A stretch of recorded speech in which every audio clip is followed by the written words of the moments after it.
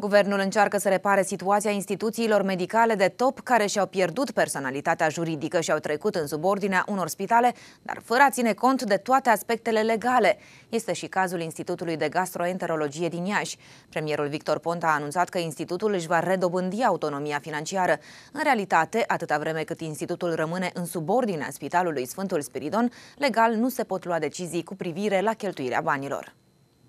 Institutul de Gastroenterologie din Iași și Institutul Inimii din Târgu Mureș vor avea autonomie financiară, conform deciziei premierului Victor Ponta. În cazul Institutului de Gastroenterologie din Iași, medicii sunt puși într-o situație care nu este reglementată prin lege. Pentru că institutul primește autonomie financiară, dar nu și personalitate juridică, noul statut nu schimbă cu nimic lucrurile. După cum știți, imediat după comasarea produsă în februarie 2011, noi am luat măsuri și am făcut demersurile legale pentru a anula această hotărâre. Și în prezent sunt pe rol 2 procese cu Guvernul României pentru anularea hotărârii 85 din 2011. Acestea au fost însoțite și de presiuni mediatice și, să spunem, de lobby, în ideea de a convinge, iată acum, noi guvernanți, de absurditatea acelei decizii, care practic a desființat o unitate medicală de top. Și iată că acum primim această veste, care a fost greșit interpretată în presa ieșeană, în sensul că s-a crezut că e vorba de restabilirea situației anterioare comasării. Ori nici vorba de așa ceva. După părerea mea, este un exercițiu de imagine care nu rezolvă nimic, absolut nimic, și mai mult de atât ne pune în dificultăți de aplicare a acestei decizii, și anume de a căpăta autonomie financiară, dificultăți legate de încadrarea juridică, adică în legislația românească și mai cu seamă în legea 95 pe 2006, cea care legiferează situația din sănătate, nu există această prevedere de a avea structuri independente financiar. Și oricum ar fi foarte dificil de aplicat, pentru că chiar dacă ai autonomie financiară, sunt multe alte lucruri legate de personal, de achiziții, de organizare în cadrul secției, care nu se pot rezolva. Practic, conducătorul instituției noastre va trebui mereu să obțină aprobări de la managerul general al spitalului.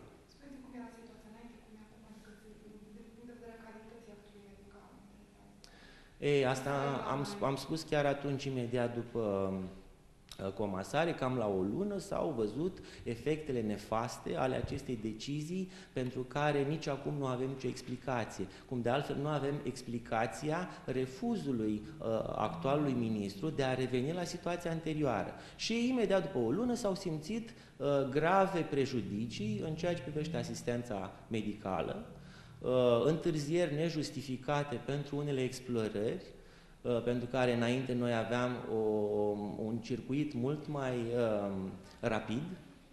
De exemplu, computer tomografia dura o zi, ulterior dura 3 săptămâni. Rezultatele anatomopatologice, noi prelevăm biopsii la pacienții cu cancer sau cu suspiciune de cancer, dura 3 zile, ulterior dura 3 săptămâni. Toate acestea crescând practic sub o aparentă economie, crescând costurile pentru un bolnav din cauza prelungirii perioadei de spitalizare. De asemenea, farmacia. Noi aveam o bijuterie de farmacie aici, ni s-a desființat și acum este o cameră goală și urâtă acolo.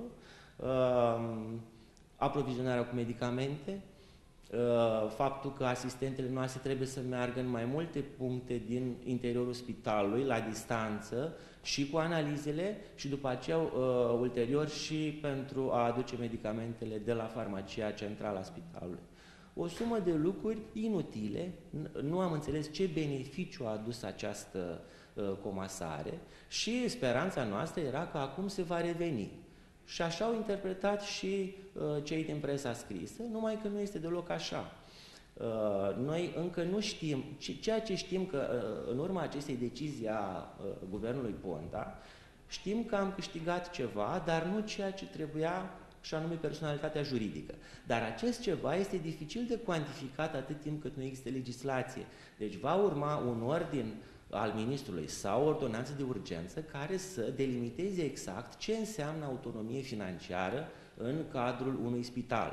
Și abia atunci vom afla dacă am câștigat 1 leu sau 1.000.000 de lei. Dar sigur n-am câștigat miliardul, adică să redevenim ce am fost. În 2011, institutul a trecut în subordinea Spitalului Sfântul Spiridon. Acum este nevoie ca guvernul să vină cu lămuriri suplimentare printr-o ordonanță. Autonomie financiară trebuie definită, pentru că atâta timp cât nu există personalitate juridică, nu poți încheia cu Casa de Asigurări de Sănătate contract separat numai pe institut, pentru că ar însemna să aduc 27 de șefi de secție clinică, că atât are spitalul, și să-i aduc la casă pe toți. Motivul pentru care s-a luat decizia ca medicii să poată hotărî cu privire la cheltuirea banilor este legat de calitate, având în vedere că, în opinia medicilor, unele situații s-au schimbat după comasare în detrimentul pacienților. Întârzieri nejustificate pentru unele explorări, pentru care înainte noi aveam un circuit mult mai rapid. De exemplu, computer-tomografia dura o zi, ulterior dura 3 săptămâni.